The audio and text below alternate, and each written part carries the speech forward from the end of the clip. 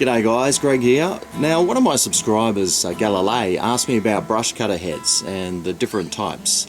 Now I've got 3 brush cutter heads here and they're probably the most common, and I was just going to show you and explain to you which ones are the best ones for each occasion. Now this one here is a bump feed head, and this is probably the one that you would mainly get on pretty much any whippersnipper that you would buy normally. And basically when this is spinning around, you bump this onto the ground while it's spinning and it feeds out a little more cord each time, so it saves you reloading it. Now as far as using it around the house, yeah, these are great, and it should last you for years, this head. Now because I use my whippersnipper all the time, like hours per week, one of these would only usually last me about a month, so I don't use these anymore. I'll show you the one that I use. Now the one I use is this one here. It's an aluminium head, and basically it's one where you just cut off sections and feed it through, and you just use it until the cord gets to about this length here, and then you just have to pull it out and replace it with a new one. Now the cord, if I'm just cutting grass with it, will last me for ages, about an hour. But if I'm doing edges and things like that, it does tend to wear down quite fast, and I just need to replace it. But this here is quite easy to use. You stick one end in there, the other end in the hole next to it, even them out, pull it through, and then feed it through each hole like that.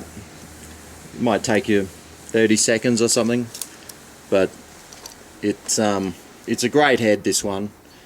One of the only problems with it that I find is that it does wear down, and that's because it's aluminium and it's metal and it's rubbing on things, and eventually it does wear down. But like I said, I've had this one for about a year and it's almost due for replacement.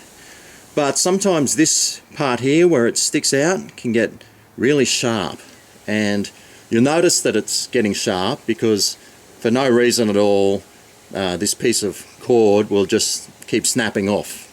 So what I tend to do is I just get a file and I just file that piece down there, and so it's not so sharp, and I can get months and months more use out of it.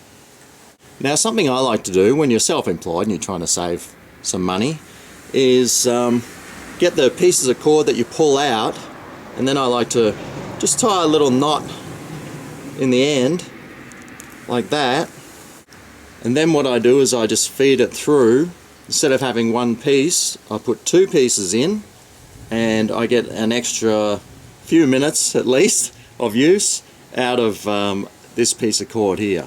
So that's a good way to recycle some of that extra cord that you might be pulling out and wasting. Now another important thing is the line that you use. Now you can get lines from, I don't know, about 1 millimeter thick to 3.5 or 3 millimeters thick.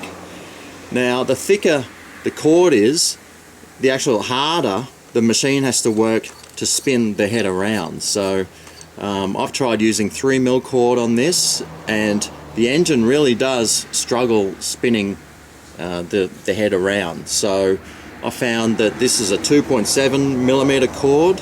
I find 2.7's a really good size cord, and for this machine, which is 26 cc's, and it does the job quite well. Now the smaller, thinner cords, when I put those in, they just seem to slip out. So you've got to find the right cord for the right head, and it's just trial and error. Now this is another blade. This is for cutting thicker reeds or just thicker, harder stuff that the blade will just shred itself on.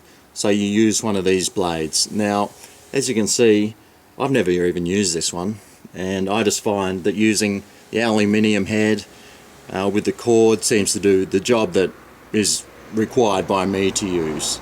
But these ones are good for thicker brush cutting. You wouldn't be doing edges or anything with ones like this. Now there are plenty of other different varieties of blade. I'll just throw a few photos up here, and you can see there's chains and different saw-like ones, and there's a whole different variety.